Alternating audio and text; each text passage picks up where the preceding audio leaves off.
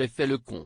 Tels ont été les mots prononcés dimanche 3 décembre par Mathieu Kassovitz dans les studios de RTL, pour parler de son accident de moto survenu 3 mois plus tôt. Alors qu'il roulait sur un circuit de l'Essonne le 4 septembre dernier, le réalisateur de 56 ans a été victime d'un grave accident. Se sont ensuivis plusieurs jours de coma artificiel afin de soigner ses fractures du pied et du fémur. Si tu fais du circuit à moto et que tu fais le con, bah, tu te casses la gueule. J'ai vraiment fait le con. J'ai voulu impressionner ma fille, mais comme je ne suis pas un bon motard, j'ai tapé dans un mur, a assuré l'acteur. Questionné par Anthony Martin, celui qui prépare un spectacle musical de la haine a assuré ne pas avoir eu peur, avant de ne donner les raisons: j'ai gardé conscience, déjà.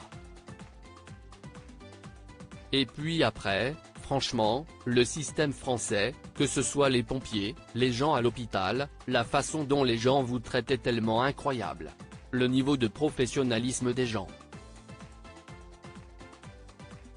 Admis dans la foulée au Kremlin Bicêtre, celui qui incarnait Guillaume de Bailly entre 2015 et 2020, dans la série Le Bureau des légendes, a assuré avoir été très vite mis en confiance grâce au niveau tellement haut du personnel soignant. Ils ont pensé qu'il allait me couper le pied. Je me suis dit, s'ils le font, si est-ce qu'ils ne peuvent pas faire autrement.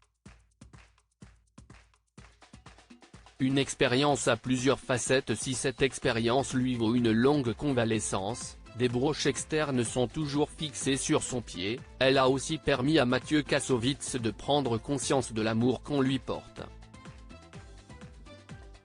Dans l'émission Click du 30 novembre dernier, l'acteur s'est confié à ce propos: je me suis réveillé avec un nombre incalculable de messages, soit d'amis, soit d'anciens amis, même de ma famille, qui pensaient que j'étais mort. C'était une épreuve assez intéressante.